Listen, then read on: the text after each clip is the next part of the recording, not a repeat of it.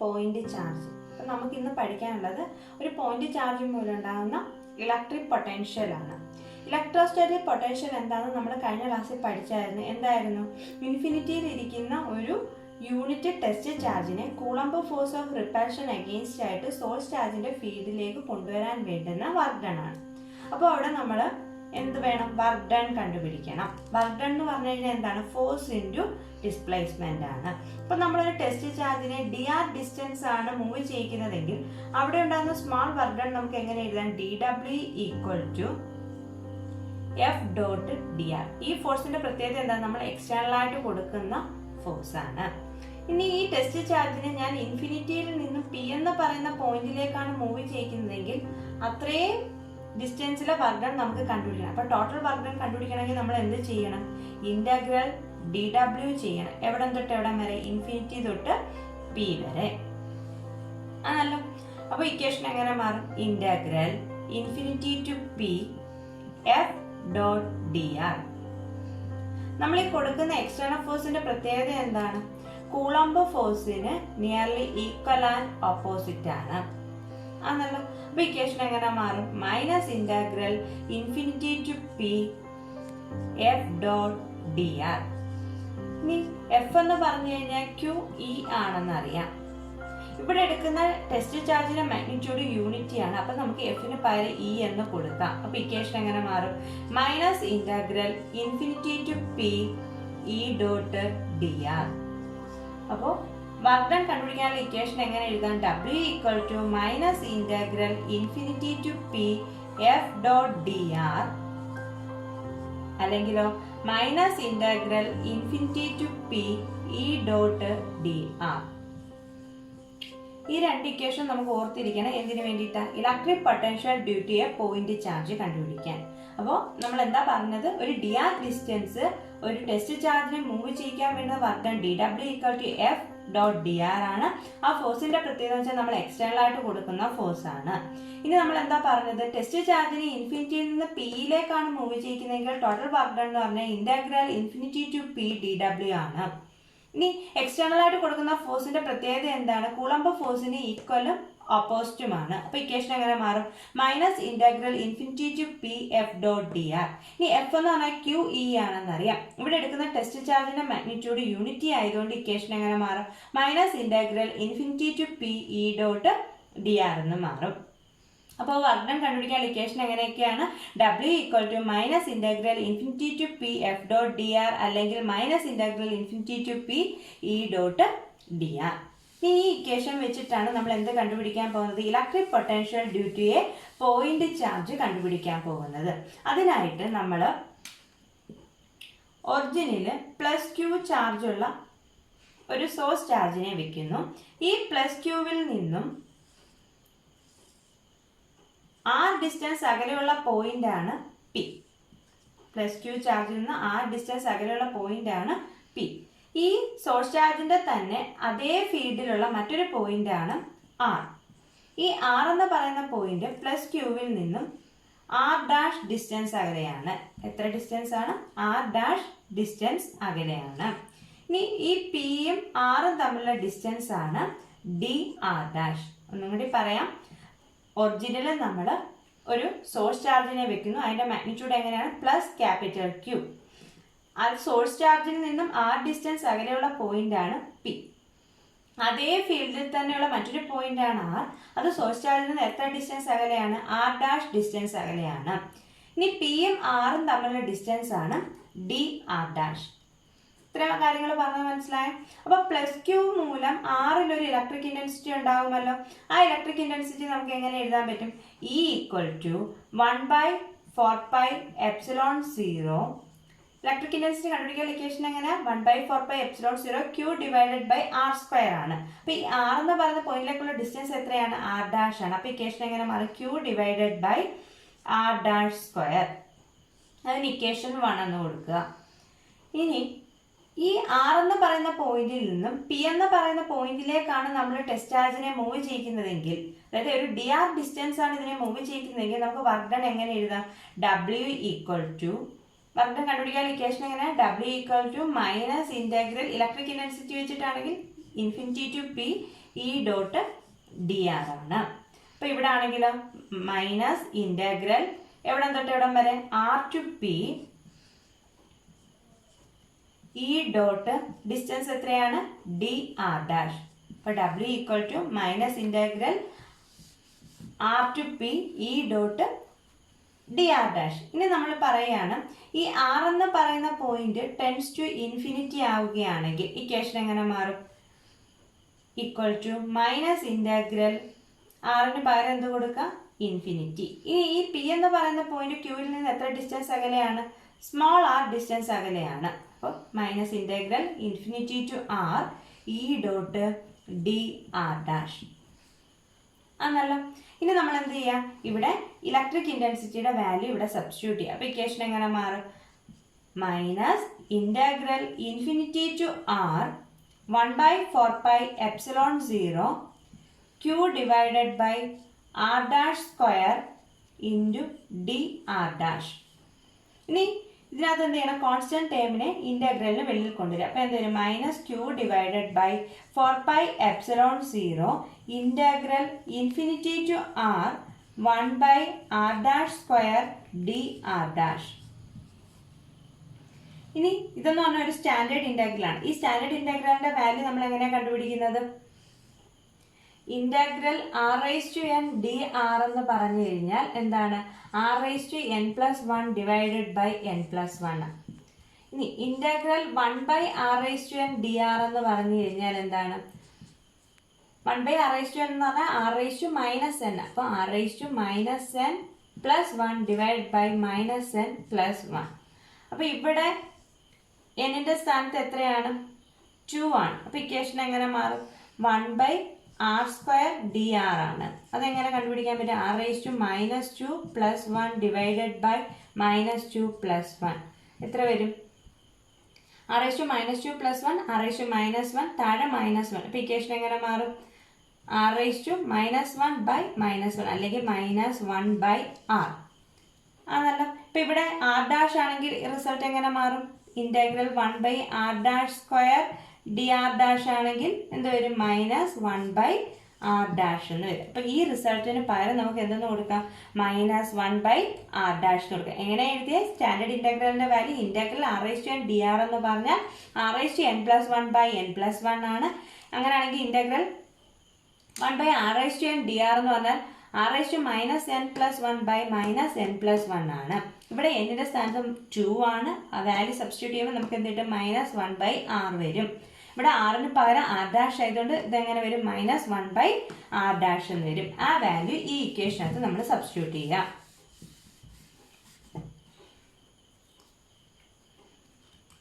അപ്പോൾ work value എങ്ങനെ വരും? W equal to minus Q divided by 4πε0 ഇൻ്റഗ്രലിൻ്റെ വാല്യൂ അപ്ലൈ ചെയ്യുമ്പോൾ എത്ര വരും?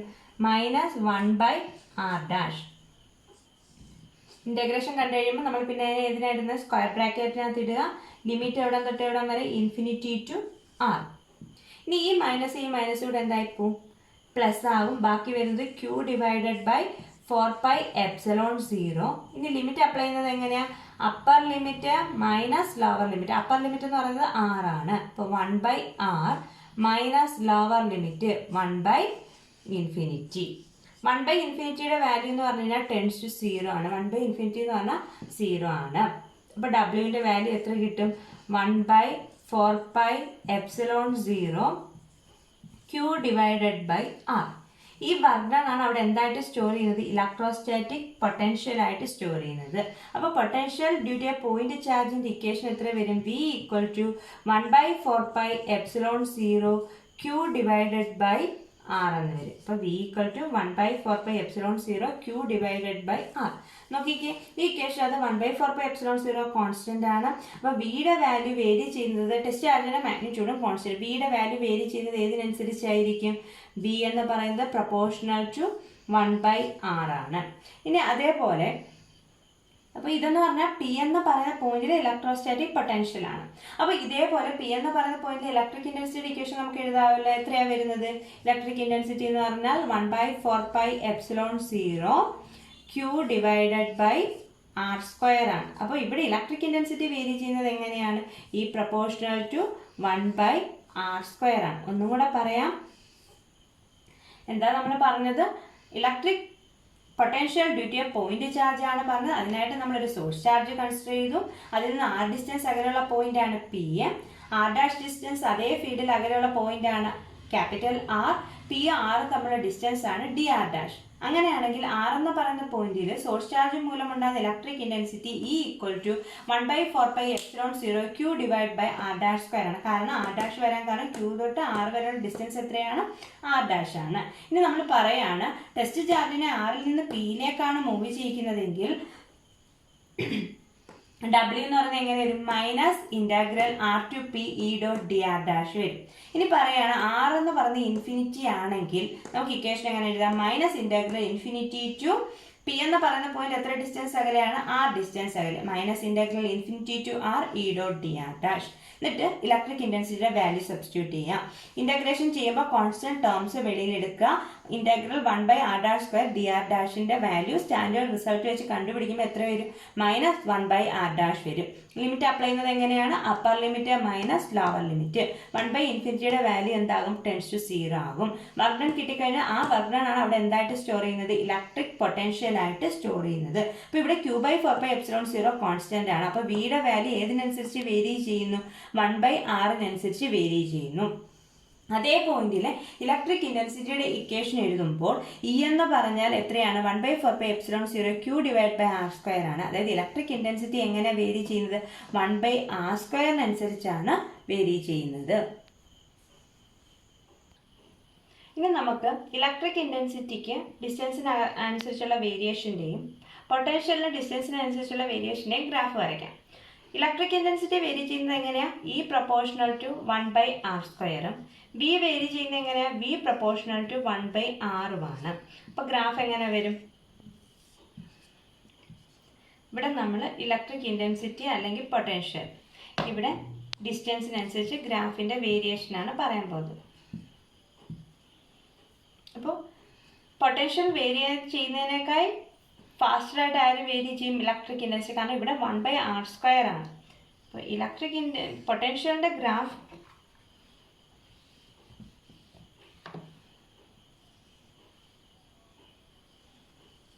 അങ്ങനെയാണെങ്കിൽ അതിനേക്കാൾ കുറച്ചും കൂടി സ്റ്റീപ്പറായിട്ടായിരിക്കും ഇലക്ട്രിക് ഇന്റൻസിറ്റിയുടെ ഗ്രാഫ് വേരി ചെയ്യുന്നത്. അപ്പോൾ ഇതിൽ ഏതാണ് ഇലക്ട്രിക് ഇന്റൻസിറ്റിയുടെ വരുന്നത്?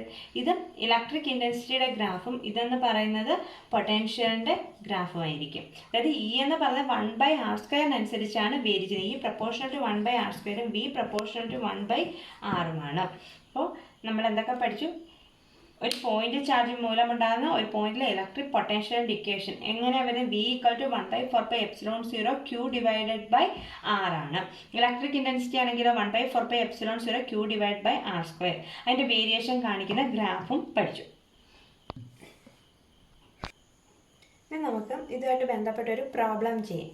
ക്വസ്റ്റ്യൻ ഇതാണ്: calculate the potential at P due to a charge of 4 × 10⁻⁻⁷ coulomb located at 9 cm away.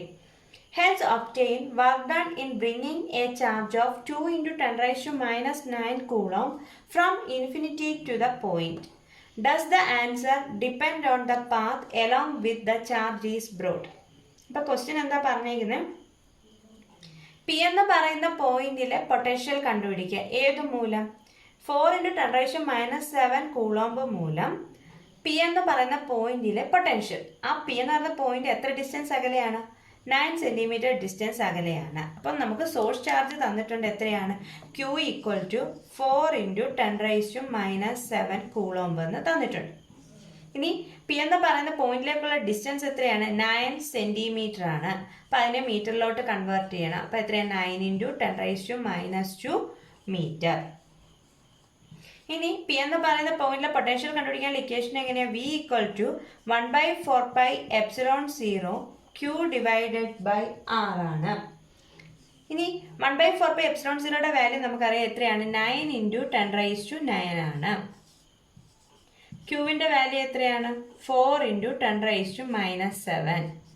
ആറിൻ്റെ വാല്യൂ 9 × 10⁻². 9 പോവും. ബാക്കി 10ന്റെ പവർ എല്ലാം കൂടെ ചെയ്യുമ്പോൾ എത്ര വരും? ഈ 10⁻² മുകളിൽ പോകുമ്പോൾ 10⁻+2, അതായത് 10⁻11 വരും. 10⁻11 × 10⁻7 എത്ര വരും? 10⁻+4. അപ്പോൾ ആൻസർ എത്ര വരും? 4 × 10⁻4 വോൾട്ട് എന്ന് കിട്ടും. അപ്പം പി എന്ന് പറയുന്ന പോയിന്റിലെ പൊട്ടൻഷ്യലിന്റെ വാല്യൂ 4 × 10⁻4 വോൾട്ട് ആണ്. ഇനി നമുക്ക് എന്താ കണ്ടുപിടിക്കേണ്ടത്?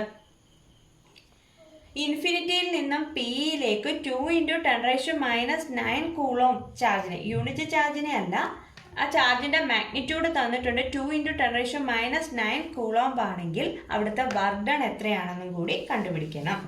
വർക്ക് ഡൺ കണ്ടുപിടിക്കാനുള്ള ഇക്വേഷൻ എങ്ങനെയാണ്? ചാർജിന്റെ മാഗ്നിറ്റ്യൂഡ് തന്നിട്ടുണ്ട്, അവിടുത്തെ പൊട്ടൻഷ്യൽ അറിയാമെങ്കിൽ work done W = Q × V. പൊട്ടൻഷ്യലിന്റെ വാല്യൂ നമ്മളിപ്പോൾ കണ്ടുപിടിച്ചു. V = 4 × 10⁻4 volt. ചാർജിന്റെ വാല്യൂ എത്രയാണ്? 2 × 10⁻9 കൂളോം. അപ്പോൾ വർക്ക് ഡൺ എത്ര വരും? Charge 2 × 10⁻9, potential 4 × 10⁻4. അപ്പോൾ എത്ര കിട്ടും? 8 × 10⁻5 ജൂൾ എന്ന് കിട്ടും. ഇനി ഇലക്ട്രോസ്റ്റാറ്റിക് ഫോഴ്സ് ഒക്കെ എന്ത് ഫോഴ്സ് ആണെന്നാണ് നമ്മൾ പഠിച്ചിട്ടുള്ള? കൺസർവേറ്റീവ് ഫോഴ്സ് ആണ്. അപ്പോൾ അത് ഏതിനെ മാത്രമേ ഡിപ്പെൻഡ് ചെയ്യത്തുള്ളൂ? ഇനിഷ്യൽ ആൻഡ് ഫൈനൽ പൊസിഷനെ മാത്രമേ ഡിപ്പെൻഡ് ചെയ്യത്തുള്ളൂ. അപ്പോൾ വർക്ക് ഡൺ എന്ന് പറയുന്നത് ഏതിനെ ഡിപ്പെൻഡ് ചെയ്യത്തുള്ളൂ? ഇനിഷ്യൽ ആൻഡ് ഫൈനൽ പൊസിഷനെ മാത്രമേ ഡിപ്പെൻഡ് ചെയ്യത്തുള്ളൂ. കാരണം എന്ന് പറഞ്ഞാൽ എന്താണ്? ഇലക്ട്രോസ്റ്റാറ്റിക് ഫോഴ്സ് എന്ന് പറയുന്നത് എന്താണ്?